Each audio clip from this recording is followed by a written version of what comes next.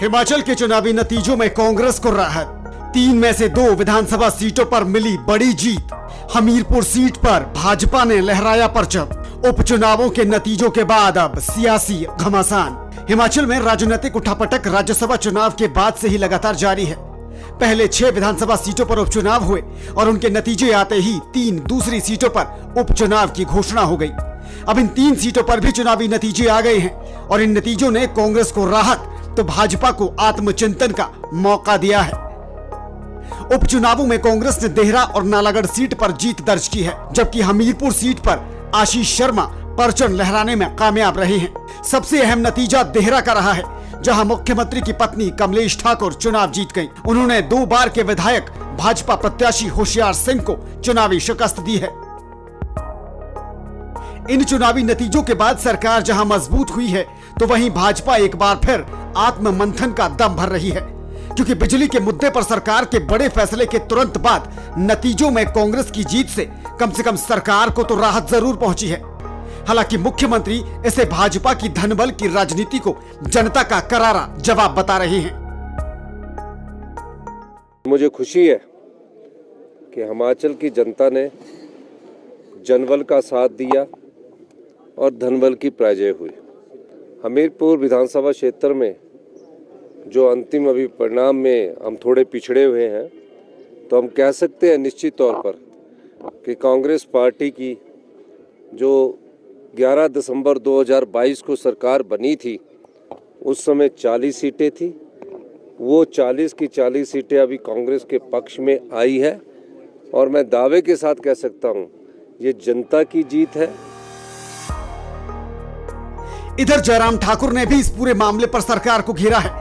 जयराम ठाकुर ने कहा कि जनता का जनादेश उन्हें स्वीकार है, लेकिन वो जनता की आवाज को सड़क से लेकर सदन तक उठाते रहेंगे। जयराम ठाकुर ने यह भी कहा कि अब पार्टी पदाधिकारियों के साथ मिलकर हार के कारणों का मंथन किया जाएगा, क्योंकि लोकसभा चुनाव में क्लीन स्वीप के बाद भाजपा के लिए इन उपचुनावों में यह हार चिंता का सबब बन रही है। उधर हमीरपुर में आशीष शर्मा की जीत से भाजपा आश्वस्त है कि हमीरपुर में भाजपा का जनाधार कायम है। पूर्व निर्दलीय विधायक आशीष शर्मा को चुनावी मैदान में उतारकर भाजपा ने जो फैसला लिया था, आशीष शर्मा उस फैसले पर खरे उतरे हैं।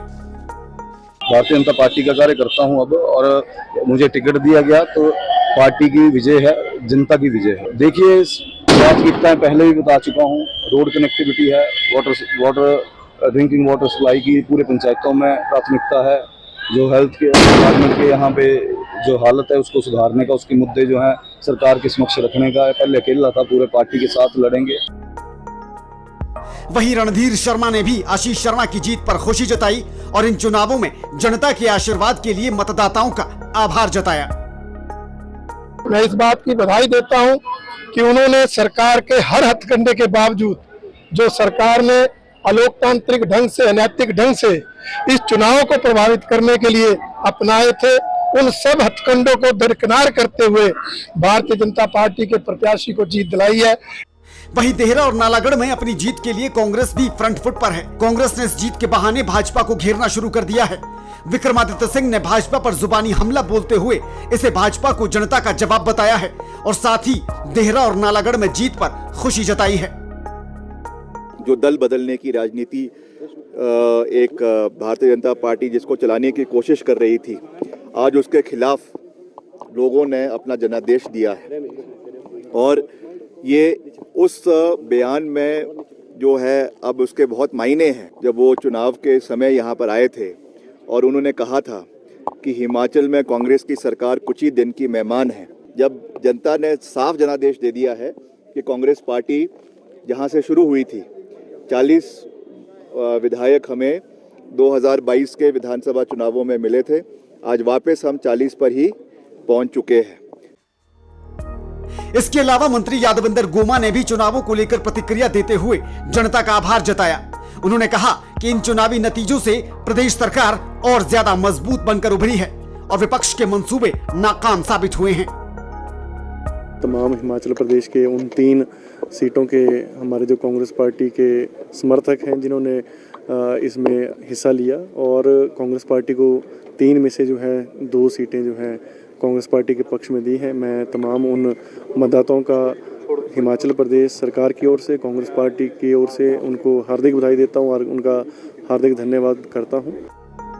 कुल मिलाकर इन उपचुनावों के नतीजों ने दोनों ही पार्टियों को जमीनी हकीकत से रूबरू करवाया है और सरकार के लिए कम से कम यहां राहत वाली बात जरूर है, क्योंकि बीते काफी समय से जिस तरह प्रदेश की राजनीति में उथल पुथल देखने को मिल रही थी, उस लिहाज से कांग्रेस सरकार की सुरक्षा को लेकर आश्वस्त जरूर हुई है, जबकि भाजपा अब मुफ्त बिजली बंद होने और महिलाओं को 1500 रुपए जैसे मुद्दों को लेकर एक बार फिर सड़क पर उतरकर सरकार को घेरने की तैयारी में जुट गई है।